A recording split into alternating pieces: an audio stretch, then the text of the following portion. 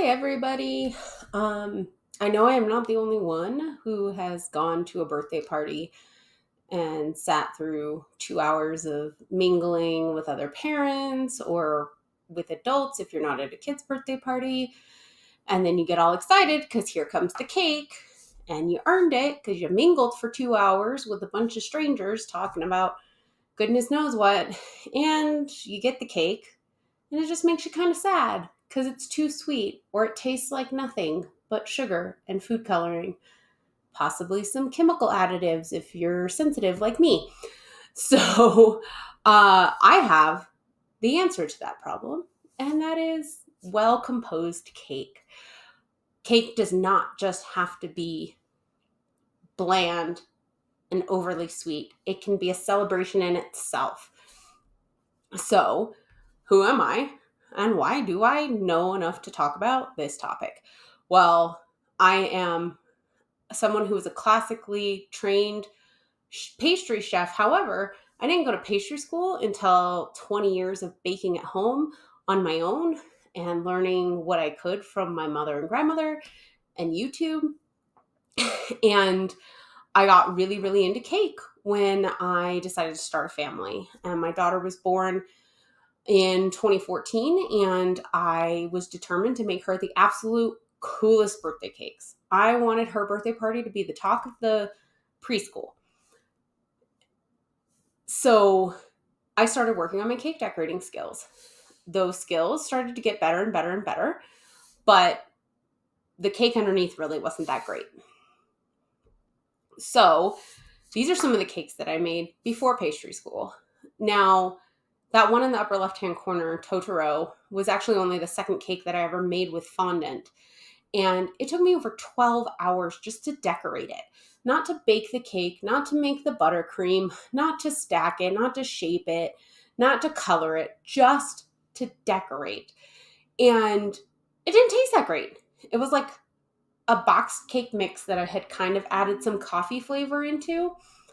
And it was just, what is the point in spending so much time and effort decorating a cake if it's not going to taste good when you're done with it?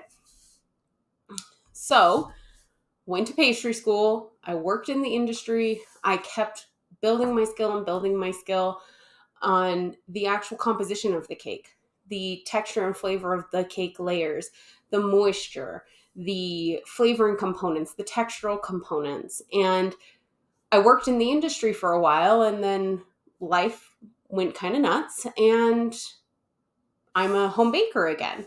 I now own a custom order cookie business that I operate out of my home. However, cake is still my first love, and I take any opportunity I can to make it. And the most important thing for me is when somebody says this cake tastes even better than it looks. It's amazing. It's spectacular. It's delicious. Whether I'm baking for a friend of the family or for my own family or for somebody I don't know.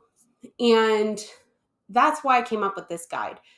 It breaks cake down into 5 simple categories and steps that you can really use this as a framework to build better cake, to bake better cake.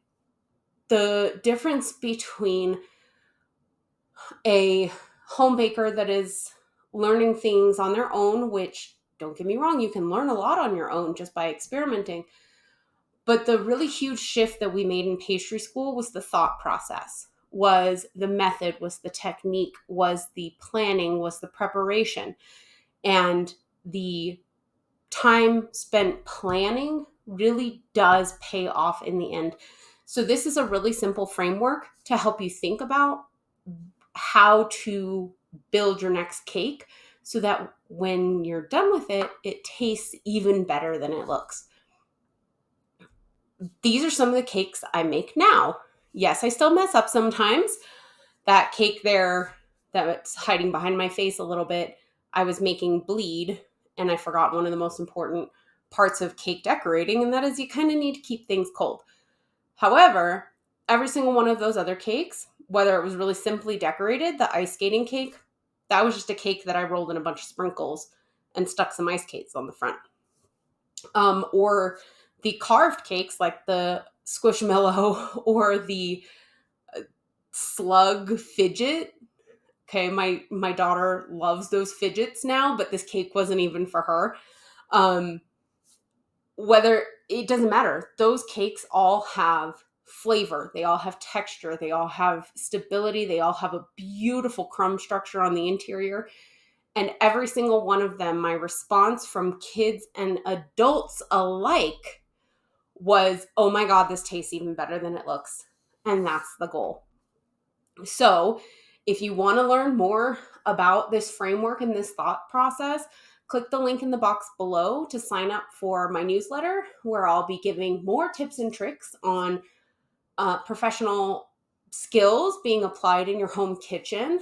And you'll learn more about how to really put some thought, but simple thought. This is not overwhelming, this is very simple, and into your next cake composition so that all of the reactions you get are, oh my God, this tastes better than it looks.